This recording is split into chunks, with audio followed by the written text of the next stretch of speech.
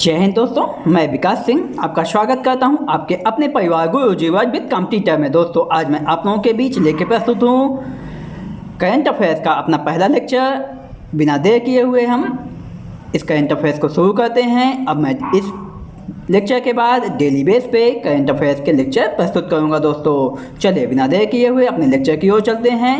हमारा पहला क्वेश्चन है, किस देश ने यूएई तक पहुंचने के लिए सभी देशों से उड़ानों को अपने आसमान को पार करने की अनुमति दे दी है? कौन सा देश है भैया? ये आपका है सऊदी अरब।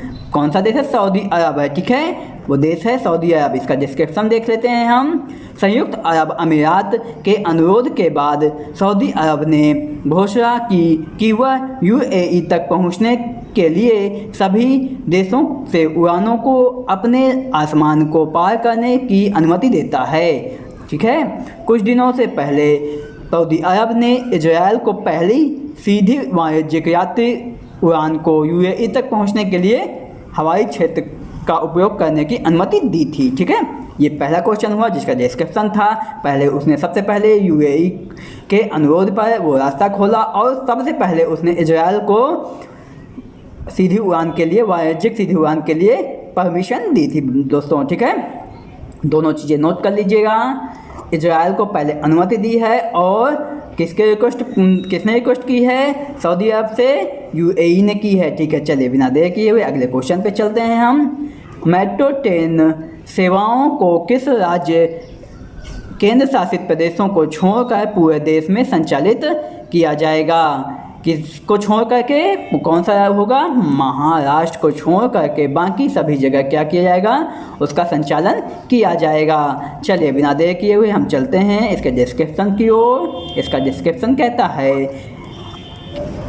केंद्रीय आवास और शहरी मामलों के मंत्रालय ने अनलॉक 4 उपायों के तहत मेट्रो सेवाओं को फिर से शुरू करने के लिए दिशा निर्देश का एक सेट जारी किया है। मेट्रो सेवाएं महाराष्ट्र को छोड़कर पूरे देश में 7 सितंबर से चरणबद्ध तरीके से शुरू होंगी। कि कहाँ छोड़ करके?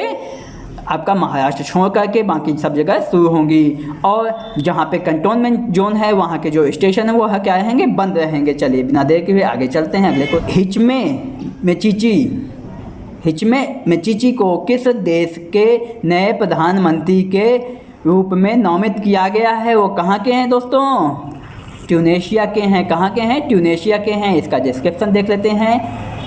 ट्यूनेशिया के सांसदों ने हिचमे को देश के नए प्रधानमंत्री के रूप में मंजूरी दी है। लंबी बहस के बाद मेचिची और उनकी प्रस्तावित सरकार ने विश्वास मत जीता। इससे पहले वो 46 वर्षीय पूर्व मंत्री ने बताया कि कैसे और उनकी सरकार देश को आर्थिक और सामाजिक संकट से बाहर निकालेगी। 2011 में आयोजित क्रांति के बाद ट्यूनेशिया की 9वीं सरकार है ये। 2011 में जो सरकार बनी थी उसके बाद ये 9वीं सरकार है। काफ़ी वहाँ पे चुनाव होते रहे। चलिए आगे चलते हैं हम चौथे क्वेश्चन की। केंद्रीय मंत्रिमंडल ने गुणवत्तापूर्ण वस्तुओं के क्षेत्र में सहयोग के लिए किस देश के साथ समझौता ज्ञापन को मंजूरी दी है? किसको दी है? जापान को। किस गुणवत्ता मंत्रिमंडल के गुणवत्तापूर्ण वस्तुओं का जो व्यापार है उसके लिए किसको साथ समझौता किया गया है? आपके जापान के साथ। इसका डिस्क्रिप्शन देख लेते हैं। प्रधानमंत्री नरेंद्र मोदी की अध्यक्षता में केंद्रीय मंत्रिमंडल ने गुणवत्ता वस्तुओं के क्षेत्र में सहयोग के लिए भारत और जापान के बीच एक समझौता ज्ञापन MOU पर हस्ताक्षर करने के लिए मंजूरी दे दी है। इस समझौते के ज्ञापन के तहत Nissenken quality evaluation centre Japan textile committee को भारत में सहकारी परीक्षण और निरीक्षण हेतु प्रदाता के रूप में नियुक्त करेगा, ठीक है। चलिए आगे चलते हैं। सांख्यिकी और कार्यक्रम कार्यान्वयन मंत्रालय के सचिव के रूप में किसे नियुक्त किया गया है? छत्रपति शिवाजी को भारत सरकार ने 1 सितंबर 2020 से छत्रपति शिवाजी को भारत का प्रमुख सांख्यिकीविद नियुक्त किया गया है। यह बैच 1986 के IAS अधिकारी हैं दोस्तों।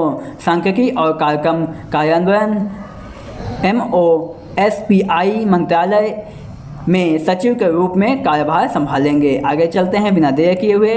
दोस्तों ये हमारे 5 क्वेश्चन थे। अब कुछ बेसिक न्यूज है उसको हम देख लेते हैं। भारत सरकार ने प्रश्नकाल को छोड़ने का फैसला किया है, अर्थात भारत में सरकार में जो संसद में प्रश्नकाल सत्र चला करता था उसको वह हटाने की बात कर रहे हैं। 2009 के बाद सांसदीय आंकड़ों के विश्लेषण के अनुसार प्रश्नकाल में अक्सर कई विपक्ष प्रायोजित व्यवधानों का सामना करना पड़ता है। यह पता चला कि लोकसभा और राज्यसभा में 2016 में एक सत्र को छोड़कर किसी भी सत्र में मौखिक प्रश्नों एवं उत्तरों के लिए आवंटित समय का 90% उपयोग नहीं कर सके। मतलब कि जो टाइम अलॉटेड था उसका 90% भाग वो उपयोग ही नहीं कर सके, केवल 10% भाग ही उपयोग में लाया गया है। दोस्तों आगे चलते हैं। काजीरंगा राष्ट्रीय उद्यान और टाइगर रिजर्व में 3000 हेक्टेयर से अधिक क्षेत्र जोड़ा गया है। मतलब कि वो जो काजीरंगा राष्ट्रीय उद्यान था